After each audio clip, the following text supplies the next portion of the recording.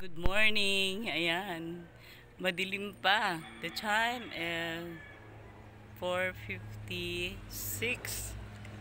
Pumanik ako mga 4:50. Ayan. So 4:56 na. 6 minutes pala yung pagbukas ko ng pintuan, pagsara ko ng gate, and then pagpunta ko dito sa 4th floor. Ito na po yung rooftop ko, 4th floor. So, thank you Lord for this beautiful morning. Ayan, meron pa po tayong buwan. Ayan, pulang-pula naman ako. Ayan, this is my 12th day of restoring my garden. So, pakita ko muna sa inyo. Napakasarap pong gumising ng maaga. So, I am encouraging you na gumising kayo ng maaga and learn to worship the Lord. Ayan. Actually, bago ko pumanik dito, I pray and read the Bible. So, thank you Lord. So, masarap magpuri. Ay mga inaawit na, aming Diyos, kay buti mo, mula pa noon hanggang ngayon, at sa habang panahon, sa bawat saling lahi, katapatan mo ay naroon. Aming Diyos, wala nang ibang Panginoon. Amen.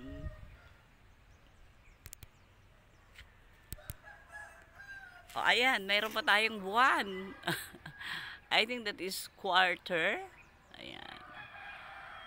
Observe pa rin natin ang buwan. At yun, meron pa rin isang planeta doon. Napakaganda po ng kalangitan. Early in the morning, the steadfast love of the Lord never ceases. His mercy has never comes to an end. There are new every morning, new every morning. Great is thy faithfulness, O Lord. Great is thy faithfulness. Ayan, ayun pa yung BGC. Yun muna papakita ko sa inyo. Thank you. Ayan, napakaganda. Napakaaliwalas ng langit. Ayan. Pag maaga po tayong gumising, ayan ho, wala pang init, preskong presko. Talagang, napakaganda. Unang-una sa ating katawan, maganda po yung maagang paggising, at maganda yung ng simoy ng hangin. Ayan.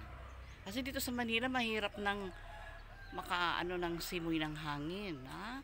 Lalo na pag ang mga oras alas 8 na, alas 7, I think alas 6 nga kasi ang dami ng sasakyan. Pero pag ganitong alas 4, ayan, ako kasi gumising ako dito 3 o'clock. So I pray, I read the Bible, and then siyempre nag-breakfast ako. Hindi ako pwede mag-breakfast kasi hardworking, magdidilig ako mamaya. Tapos mag-aayos ako nitong mga kung ano-ano dito. Thank you Lord. Diba? Ayan. Diba? Masarap magpuri sa Panginoon. Lalo na pag umagang-umaga. Ayan.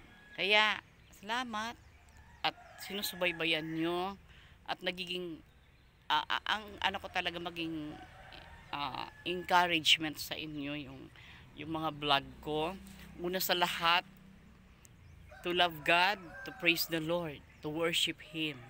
Yun ang gusto kong iparating sa inyo, na wala naman talagang ibang purpose ang tao, kaya nila lang ng Diyos to worship Him and to love Him. Ayan. Ikalawa na lang yung to love your neighbors. But first, to love God and worship Him. Ayan. So, nagpapasalamat ako kasi binigyan ako ni Lord ng lakas. Mamaya na ako mag-vlog ng gagawin ko. Okay, bye and God bless you all. Good morning, good morning, good morning.